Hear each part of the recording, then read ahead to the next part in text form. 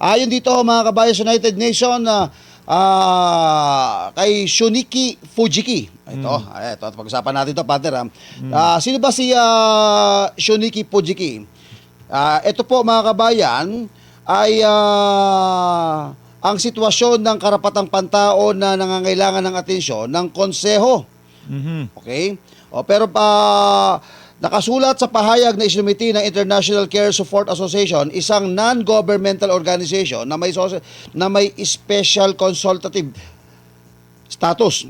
Natanggap ng Secretary General ang mga sumusunod na nakasulat na pahayag na ipinamamahagi alinsunod sa resolusyon ng 1996-31 ng Economic and Special Council. 3 Agosto 2026, ang detention ng dating Pangulo ng Pilipinas na si Rodrigo Duterte ang alalahanin sa ilalim ng international na batas sa karapatang pantao at Rome Statute. Panimula sa layunin ang pagsumiti na ito, paglabag ng prinsipyo ng complementary route of statute, matagal na pre-trial detention, isang matandang akusado na may malubhang problema sa kalusugan o ICCPR, mga artikulo 9 at 14, Nelson Mandela Rules, mga alalahanin tungkol sa pagiging mapagkakatiwalaan. Anyway, partner, meron pa sa likod dito. Pero dito na mo tayo pag-usapan na natin ito. Bosin mo na lang, partner, kasi may Nawala yung kasunod sa akin. Hinahanap ko yung kasunod eh. Diba? Ayun. Thank you. Ayun. Sa pattern ng pampulitikang pag-uusig laban sa mga kaalyado ng miyembro ng pamilya na pagsupil sa malayang pagpapahayag at pagtarget na hindi tumitigil sa dating Pangulo, ang aligasyon ng selektibong kooperatibo at panlabas na impluensya sa mga aktibo ng ICC, ang krisis ng kredibilidad sa loob mismo ng International Criminal Court. Opinyon ng publiko ang pagkakatulad sa kasaysayan at ang demokratikong kalooban ng sambayan ng Pilipino, mga konklusyon kahilingan ng konseho. Partner, ano ang masasabi mo dito? Ako sa akin lang, ang gusto ko lang komentuhan itong mga hakbang ni Shunichi Fujiki. Oo, si Fujiki, partner. Mantakin mo, siya ay Japanese nationality. Pero siya naman yung agresibong gustong mapauwi si former President Rodrigo Roa Duterte. Kung totoosin, tayong mga Pilipino, mga official ng gobyerno, kayang pauwiin si former President Duterte. Maghain ng mga petisyon, mga nasa gobyerno. Dapat yung gobyerno ng Pilipinas, yung gumagawa sa ginagawa ni Shunichi Fujiki. Alam mo, sinampal sila dito. Kasi wala man dugong Pinoy yan eh. Pure Japanese man yan. At saka yung presidente ba ng ICC. Japanese din yung si partner. Akani. Japanese rin yung partner. Pero yung ICC malapit na talaga matapos yung partner. Marami na nag-aalis sa partner. Marami na nagsialisan marami na. Dahil sa kampanya din naman partner ng Amerika at tinawag na illegitimate itong ICC. Parang nasampal si Bongbong Marcos dito, partner. Parang ito, partner, yung petition, sinumiti na ni Fujiki sa di ba? UN. Sa UN Nation, tapos na yan. At natanggap na nila at ibibigay na yung mga dokumento doon sa lahat ng mga kasapi doon. So, ibig sabihin, malaki rin yung papel ni Fujiki para magsialisan yung lahat ng miyembro ng ICC. Kasi sa UN Nation, lahat yan, yung iba dyan, miyembro. Dyan ang gagaling miyembro sa ICC, di ba? Siyempre, pag nag-alis niya, partner, wala na magbibigay ng financial dyan. Gugutom na sila. At saka, siyempre, malaking tulong din ito. Isa sa mga ground siguro, magiging reason ng mga taga-ibang bansa na umalis sa International Criminal Court dahil dito kay former President Duterte na pinupolitika talaga, partner. Yun. At, partner, speaking of anong pakiramdam mo kapag sinabihan mo ka na illegitimate? Sabi ni Trump, illegitimate ang ICC. Correct.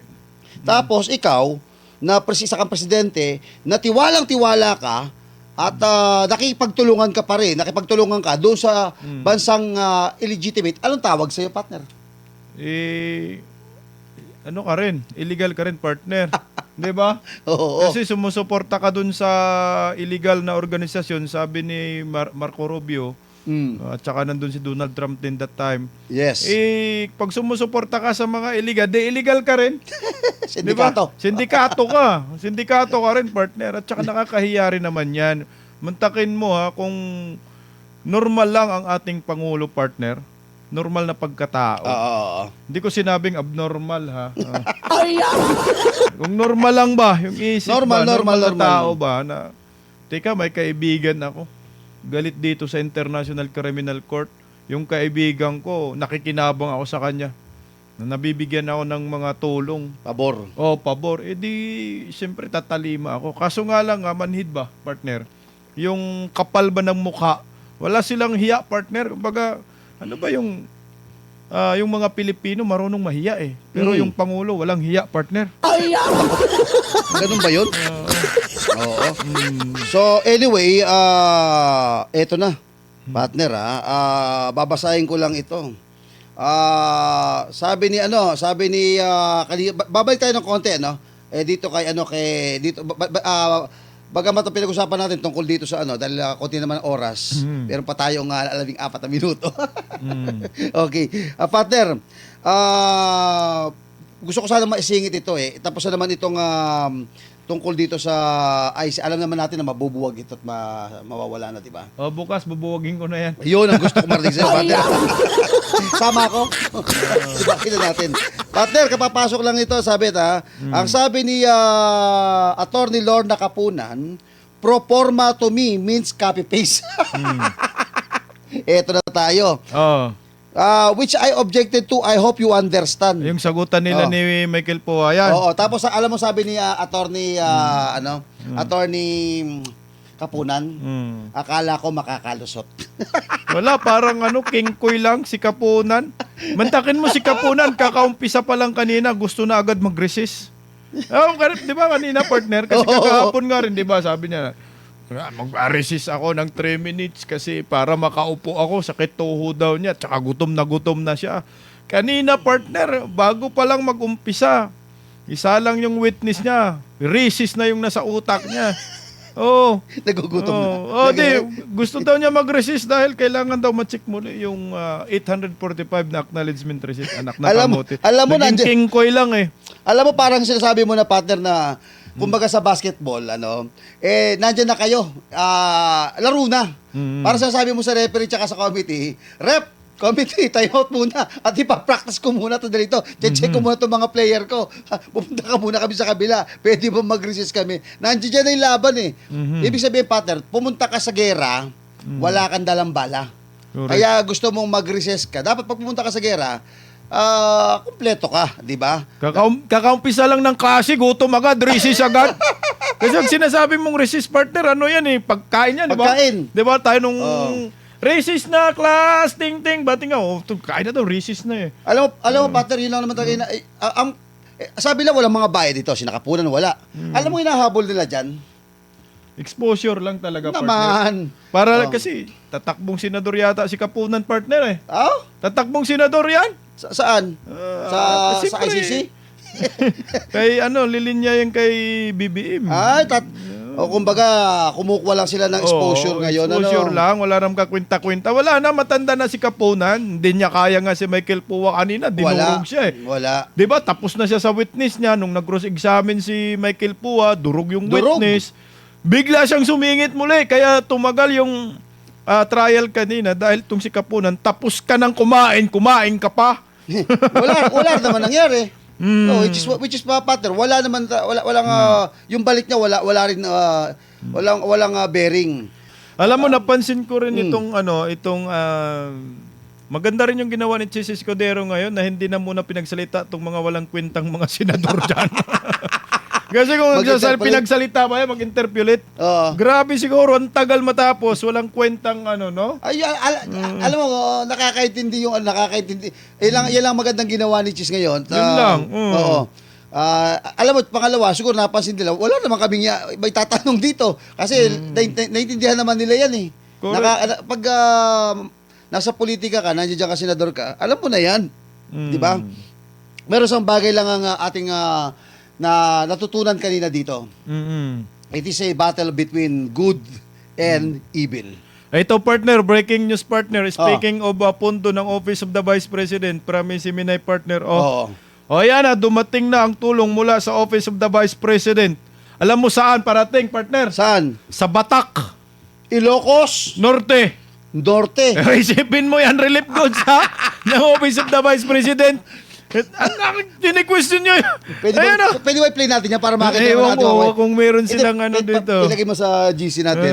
Baka pwede ma-play po ito para Tapos makita naman nila. sabihin ninyo na, alam mo kapunan, nasan yung pundo? Ang pundo, binili sa medisina.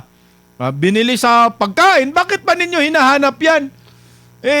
Yung sa mga kongresista nga yung concurrent resolution number 10, di ba? Audit by liquidation by certification lang naman yan sila. Ito, Office of the Vice President. Sinabi na ho ninyo, binili sa pagkain, grocery, binili sa medisina. Ba't pa natin hinahanap? Ano bang gusto ninyong bilhin? Bato? Patay tayo dyan. Alam mo, Bato lang naman. Maraming klaseng bato. ako nakikita ko ngayon sinabi mo, Pater, pinapanood ko ito, binubuksan ko. Ayun OBP, Office of the Vice President, papunta dyan sa Batak, Ilocos. Mahilig mong Batak! Partner, wag mo maliitin dyan dahil nakarating na ako dyan sa Batak, Ilocos! Norte. Kaninong lugar yan? Marcos. Kasi yan. dati, dyan ko First nakita. district yan at alam ko first district ba yung Batak? Hindi kay Sandro rin Baluarte pala Oh, yan. dyan ang bahay nila, yung old house nila. Kasi nung panahon nung tatay, nung nasa Fraser pa, ginawang tourist spot yan eh. Yung umiikot kami ngayon, mapasok doon. Diyan sa Batak, Ilocos Norte. Ang OBP po ay nandiyan at kasalukuyan pong namimigay diyan sa Batak, Ilocos Norte. Yan. Baka hindi alam ng mga supporters ni Pangulong Bongbong Marcos at ni PBB, may bagyo doon. May bagyo doon, partner. Anak ng yan, kamuti diba? naman talaga. Ayan, sinong unang tumulong? Nandiyan na. Office of the Vice President na mahagay na. Oo, di ba?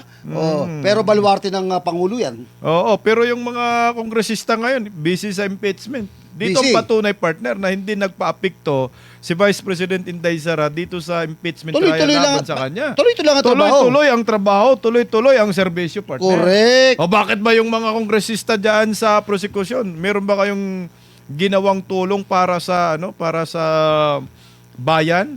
Ang Office of the Vice President, sa totoo lang, wala naman talagang dapat trabahuin yan sa ating bansa kasi ang Office of the Vice President, spare tire man lang yan, partner. Wala man lang nakalagay dyan sa konstitusyon na ito yung trabaho ng Office of the Vice President. Ang tanging trabaho ng Vice Presidente ay maghihintay kung kailan matsugi ang Pangulo. Kasi siya yung papalit, partner.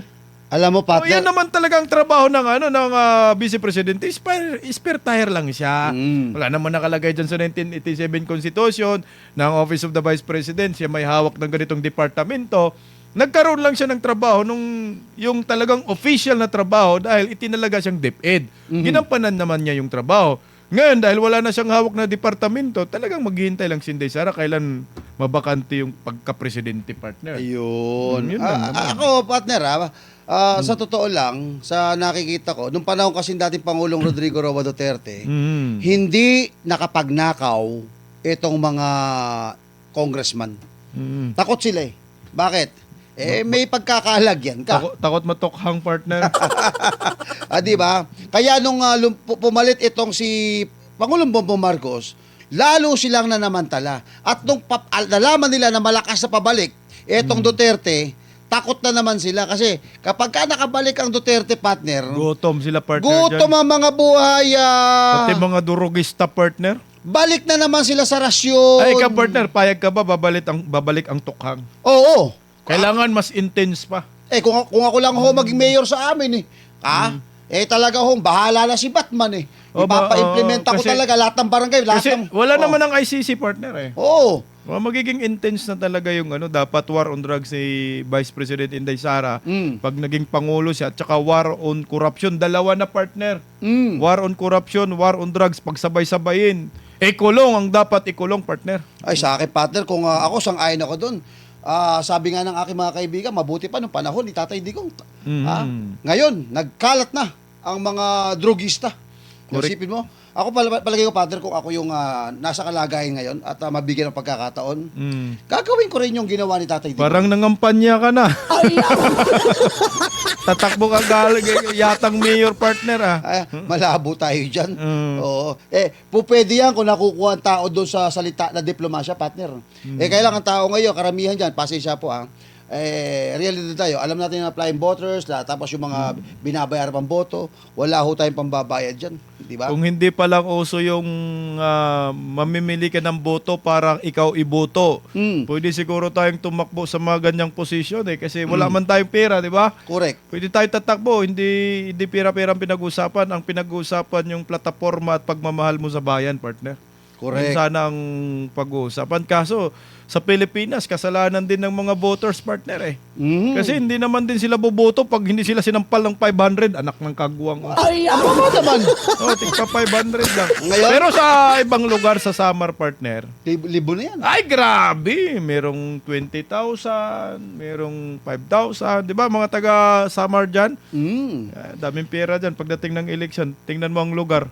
Pati palengke, walang kwenta, pangit. Pero babalik tayo, partner, bago tayo magtapos ngayong hapong ito, partner. Bibigyan natin ng grado para sa iyo ang prosecution at ang depensa.